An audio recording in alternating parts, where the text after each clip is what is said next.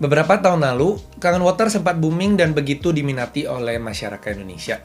Salah satu fitur dari Kangen Water yang menarik perhatian orang-orang adalah kemampuannya dalam menghasilkan alkaline water atau air alkali. Air alkali dipercaya dapat memberikan berbagai manfaat, seperti memperlambat proses penuaan, mencegah terjadinya penyakit, dan mengatur tingkat pH dalam tubuh. Yang menjadi pertanyaannya, sebenarnya apa itu air alkali? Dan apakah air alkali benar-benar sehat untuk tubuh atau malah berbahaya jika dikonsumsi?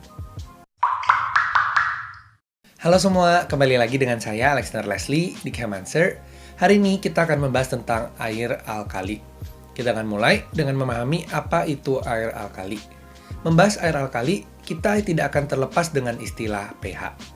Pada dasarnya, pH digunakan untuk menunjukkan tingkat keasaman dari suatu zat dengan nilai 0 paling asam dan nilai 14 paling basa.